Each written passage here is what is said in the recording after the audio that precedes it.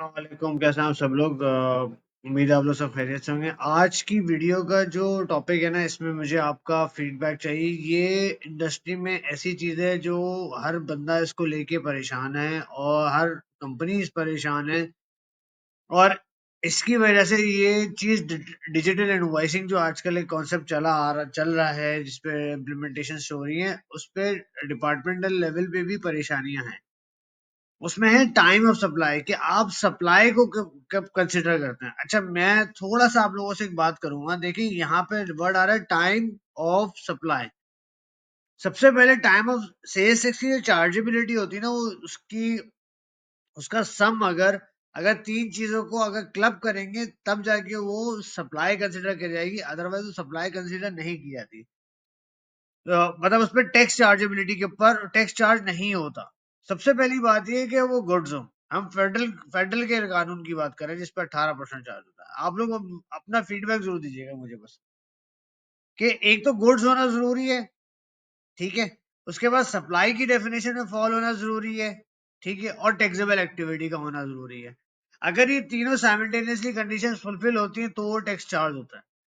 अच्छा, यहाँ पे इन्होंने सिर्फ एक चीज लिख दी है कि टाइम ऑफ सप्लाई में a supply of good other than hire purchase agreement means at the time at which goods are delivered or made available to the recipient or payment received by the supplier whichever is earlier। अच्छा, यहाँ इन्होंने conflict इसलिए दिया है। देखिए, मैं आपसे discuss कर रहा हूँ। अगर आपके पास कस्टमर ने शुरू में पैसा दे दिया आपको, ठीक है, चाहे वो 10,000 रुपए का हो, लाख रुपए का हो, 10 मिलियन का हो, 100 मिलियन का हो, आप मुझे बताएं, आप अपने बुक्स में कभी उसको सेल शो करते हैं? क्या उसकी इनवॉइसिंग आप कर सकते हैं? आप हमेशा एंट्री यही पास करते हैं ना कि कैश डेबिट, बैंक डेबिट और एडवांस फ्रॉम कस्टमर क्रेडिट होता है। तो ये एडवांस फ्रॉम कस्टमर एक तरह से लाइबिलिटी है ना। क्या इसमें सेल्स टैक्स चार्ज करना उसूलन बनता है? क्योंकि इनकम ही नहीं हुई है, पहली बात है। ना इनकम हुई है, ना सेल्स रिकॉर्ड हो रही है, ना मेरा रिस्क एंड रिवॉर्ड ट्रांसफर हो रहा है, ना मैं गुड्स की पोजेशन उसको दे रहा हूँ। ये तो सिर्फ एक बात ही हुई है कि भाई आपसे मेरा एक एग्रीमेंट हुआ है, उस एग्रीमेंट के तहत मैं आपसे ये कह रहा हूँ कि यार इसका 20% 30% ले लीजिए। अच्छा, इस बात पे बहुत सारे एडवोकेट भी बोलते हैं यार नहीं नहीं, आप उस पर सेल्स टैक्स चार्ज कर दें। तो मुझे एक बात बताया, अगर आपने एडवांस में सेल्स टैक्स चार्ज करके उसको दे दिया, आपने डिपार्टमेंट में जमा भी करा दिया, तो मुझे बताएं जब आप उसको एक्चुअल इनवॉइस करेंगे तो क्या आप उस एडवांस को खत्म करके क्या डेबिट नोट क्रेडिट नोट के थ्रू क्या एडजस्ट करवाएंगे?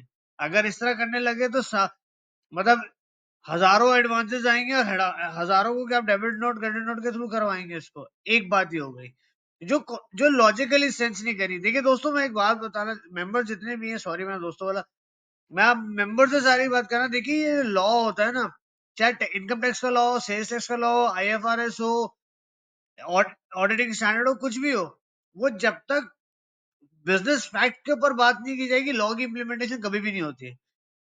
क्वेश्चन ऑफ फैक्ट भी बहुत जरूरी होता है। उसके सारे रैशनल्स को कंसिडर किया जाता है। ये नहीं कंसिडर किया जाता कि यार एक सब एडवांस का क्वांटम कितना है, क्वांटम कितना नहीं है, नंबर ऑफ इनवॉइसेस कितनी है, कितनी नहीं है। इस चीज को कंसिडर नहीं किया जाता है। जो अपील्स जो होती हैं, चाहे कमिश्नर अपील लेवल पर हो, ट्रिब्यूनल लेवल पर हो, किसी भी लेवल पर हो, वहां पे क्वेश्चन ऑफ फैक्ट को बता के क्वेश्चन ऑफ लॉ को डिफाइन किया जाता है ना। ऐसा तो नहीं है कि अपील्स करने का मकसद क्या होता है कि आप DCIR के या टैक्स ऑफ रिप्रेजेंटेटिव के डिसीजन को नहीं मानते, उसको बोलते हैं यार ये मेरे पर हार्डशिप टैक्स पेयर है ना, वर्ड लिखा हुआ है उसमें, ये एक हार्डशिप टैक्स पेयर है ना मेरे लिए। मैं ये कह रहा हूँ, मैं इससे डिसएग्री करता हूँ। मैं डिसएग्री क्यों करता हूँ कि इस बात पे डिसएग्री करता हूँ, यार वो क्वेश्चन ऑफ फैक्ट बन ही नहीं रहा, तो मेरी लॉ की इम्प्लीमेंटेशन कैसे कर दूंगा मैं इस चीज को?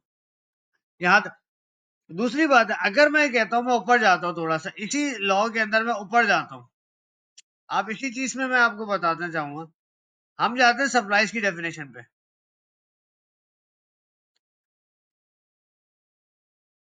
ये देखिए, ये सप्लाई की डेफिनेशन है। गुड्स की डेफिनेशन तो सबको पता है कि गुड्स क्या होता है भाई, कि मैं आप गुड्स देना जा रहा हूँ। लेकिन आप मुझे बात बताएं, क्या एडवांस के वक्त आपने क्या वो गुड्स दे दिए उसको? मेरा सवाल है, नहीं दिए हुए। अब हम बोल रहे हैं क्या वो सप्लाईज है, चलो हम मान भी लेते सप्लाईज है। अब इसमें देखिए वर्ड्स क्या यूज किए हुए हैं, मीन्स अ सेल और other transfer of right to dispose of the goods. क्या मैंने सेल की है? नहीं, एडवांस के टाइम पे सेल नहीं हुई है। क्या मैंने राइट ट्रांसफर कर दिया है? नहीं किया राइट ट्रांसफर मैंने।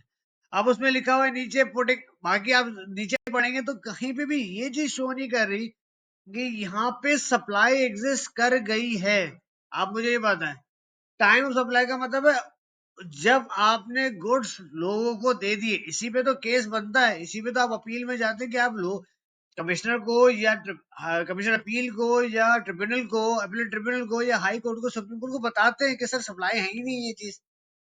आप जब सप्लाई नहीं है तो उसको कैसे कंसिडर कर देंगे कि भाई आप इसको, आपको उसके ऊपर सेस की चार्जेबिलिटी एप्लीकेबल करना है? वो नहीं पॉसिबिलिटी होती, कोई एक इनवॉइस थोड़ी होती है, हजारों किस्म के एडवांसेस के ऊपर आती है। और डिपार्टमेंट ने, अगर आप एनएचएससी वैसे भी अपलोड करना चाहते हैं तो डिपार्टमेंट ने कभी भी इसका कोई प्रॉपर मैकेनिज्म नहीं बनाया हुआ है कि भाई वो सेल टाइप में एडवांस मार्क करवाए, कि सेल टाइप, सेल और परचेज लिखी हुई आती है ना, तो आप एनएचएससी में कभी ये नहीं देखेंगे, एनएचएससी में कभी ये नहीं लिखा होता ये एडवांस की इनवॉइस है। उन्होंने बोल दिया ये कंपनी के ऊपर है, कंपनी खुद ही अपने अकाउंट्स मैनेज करेगी। कैसे मैनेज करेगी आप मुझे बता, जब मेरी सेल ही नहीं, जब आईएफआरएस नहीं मान रहा, अगर टैक्स की ट्रीटमेंट में बात करें तब भी नहीं मान रहा। आप मुझे इस पे एक बात बताएं ना, मैं 30 जून 2026 में खड़ा हूँ, 30 जून 2026 में खड़ा हूँ, मैं जब सेल्स टैक्स जमा करा दूंगा तो इसका मतलब है, और एडवांस पे मैंने जमा करा दिया, तो मेरा सेल्स टैक्स का रिटर्न, जितनी मेरी इनकम आ रही होगी, क्या वो मेरी सेल से मैच करेंगी? असेसमेंट जो 122(5) का जब असेसमेंट होता है तो सबसे पहला क्वेश्चन ही वो ये पूछता है कि आपका सेल्स टैक्स का रिटर्न आपके उससे मैच नहीं कर रहा, तो मैं उसको क्या ये बताऊंगा कि यार ये एडवांस के, एडवांस का था, मेरे एडवांस में रिकंसाइल करने के लिए मैं एडवांस, एडवांस में मैंने सेल्स टैक्स जमा करवा दिया। पॉसिबिलिटी नहीं बन रही है ना। आप देखें ना, दो कानून में भी वो आ रहे हैं, कॉन्फ्लिक्ट आ रहे हैं। मेरी income, income of business generate ही नहीं हुई है तो मैं कैसे उसको दिखा दूंगा? मेरा सेल्स टैक्स रिटर्न हमेशा हायर होगा और मेरा इनकम टैक्स का रिटर्न जिसमें सेल आ रही होगी वो हमेशा लोअर रहेगा। तो बात जस्टिफिकेशन नहीं बन रही है इसकी, ना सप्लाई की डेफिनेशन में वो फॉल कर रहा है। तो मेरा मेरा सबसे, और नीचे जो टैक्सेबल एक्टिविटी, आप टैक्सेबल एक्टिविटी की भी डेफिनेशन देखेंगे तो उसमें भी कहीं नहीं फॉल कर रहा है। तो मेरा सारे मेंबर से ये एक रिक्वेस्ट है, बाकी इंडस्ट्री में बड़े बड़े टैक्स पेयर्स हैं, उन लोगों से भी देखें, डिपार्टमेंट लेवल पे ना जाके इस चीज के ऊपर प्ली लेके समझाना पड़ता है उनको कि भाई खुदारा, आप इसको हम लोग कैसे मैनेज करेंगे, जबकि ये सप्लाई है ही नहीं, मेरी सेल है ही नहीं है, मेरा सप्लाई की सप्लाई के परव्यू भी नहीं आती है, तो मैं सेल्स की चार्जेबिलिटी कहां से करूंगा? सिर्फ लिखे हुए को, आप सिर्फ लिखे हुए को कि टाइम ऑफ सप्लाई में लिखा हुआ उसको ये चीज कंसिडर ना किया जाए कि भाई यार इसमें सेल्स टैक्स चार्जेबिलिटी का, तो इसी तरह बहुत सारी चीजों में ऐसा होता है, इनकम टैक्स के कानून में भी आप, इनकम टैक्स के लॉज में भी, सेल्स टैक्स के लॉज में भी आप बीच का रास्ता ढूंढते हैं ना। बीच का रास्ते का मतलब ये होता है कि लॉ की इंटरप्रिटेशन को आप चैलेंज करते हैं ना जाके। वरना एक जमाने में जो 65 बी और डी आया, बी आया था, ई आया था, इस पे जब लोगों ने टैक्स क्रेडिट्स लिए थे तो उसमें जस्टिफाई किया था ना कि हाँ भाई हमारी वाकई परचेज है। मैं रेफरेंस देने के लिए बात कर रहा हूँ। तो जो माय ओपिनियन इज दैट, मेरा ओपिनियन में दे सकता हूँ, फीडबैक आपका आ सकता है कि भाई कभी भी आप एडवांस के, जब आपने पैसा रिसीव किया है, एडवांस के जब मैंने पैसा रिसीव किया हुआ, मैं उस वक्त सेल्स टैक्स की चार्जेबिलिटी एप्लीकेशन नहीं करनी चाहिए, नहीं करनी चाहिए।